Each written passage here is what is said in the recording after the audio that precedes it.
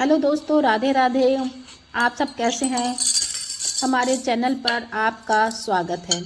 दोस्तों, कार्तिक पूर्णिमा तो ख़त्म हो गई, समापन हो गया और पूजा हो गई, स्नान हो गया, दान हो गया, पुण्य हो गया, सब कुछ हो गया।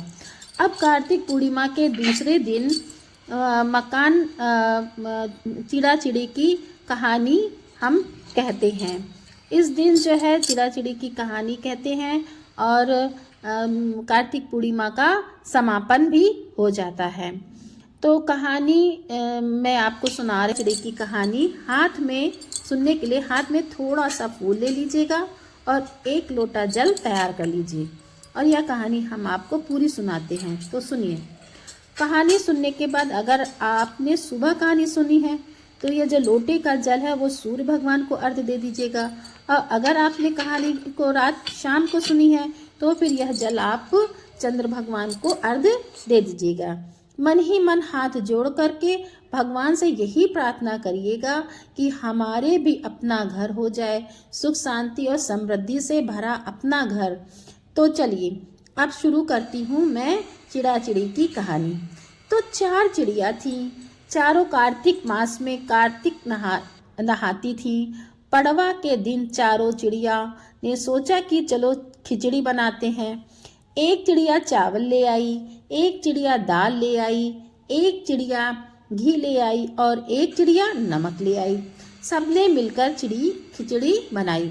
सबने सोचा कि पहले नहा लिया जाए, उसके बाद खिचड़ी खाते हैं। सब चिड़िया नहाने के लिए चली गईं। पहले एक चिड़िया आई, उसे बहुत भूख लगी थी। उसने बाकी की चिड़िया कब आएंगी इसके इंतजार नहीं किया, उसने खिचड़ी की भाप खा ली। दूसरी चिड़िया आई, उसने पानी पी लिया। तीसरी चिड़िया आई तो उसको भी बहुत भूख लगी थी, उसने खिचड़ी खा ली। और चौथी चिड़िया जब आई तो उसने खुरचन खा ली। चारों चिड़िया इसके बाद मर गईं। जिस चिड़िया ने भाप खाई थी वह राजा के घर राजकुमारी बन गई। जिस चिड़िया ने पानी पिया था वह कुम्हार के घर पैदा हुई। जिस चिड़िया ने खिचड़ी खाई थी वह ब्राह्मण के घर जन्म लिया। और जिस चिड़िया ने खुरचन खाई थी वह हथनी बनी। कुम्हार की लड़की राजा के यहाँ दासी बनी और ब्राह्मण की लड़की राजकुमार की सहेली बन गई और राजा के यहाँ ही रहती थी। राजकुमारी को अपने पिछले जन्म की तो सारी बातें याद थी। जब राजकुमारी की शादी हुई तो वो अपनी सहेली को और दासी को भी अपने ससुराल ले जाना चाहती हूँ। तो पिताजी ने कहा हाँ ले जाओ।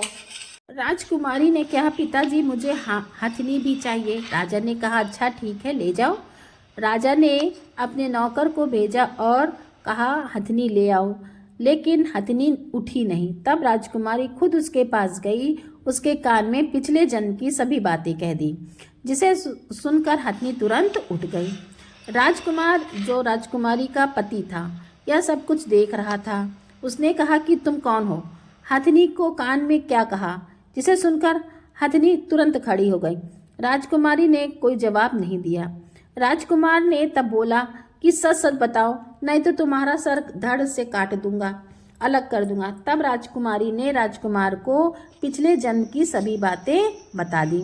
राजा ने भी सारी बातें सुन ली और कहा कि कार्तिक मास के नहाने में इतना महत्व है तो फिर हम भी जोड़े से कार्तिक नहाएंगे और खूब दान पुण्य करेंगे। भगवान कार्तिक मास के नहाने के फल जैसे चिड़ियों को मिला वैसे हम सभी को मिले। तो दोस्तों, जो भी कोई इस कहानी को सुनता है और हुकारी में राधे राधे लिखता है उसकी विष्णु भगवान हर एक मनोकामना पूरी करते हैं और अपने घर की तो विशेष रूप से कामना पूरी करते हैं। अगर आपको ये कहानी अच्छी लगी हो तो आप इस चैनल को लाइक करें, सब्सक्राइब करें और शेयर करें। राधे राधे।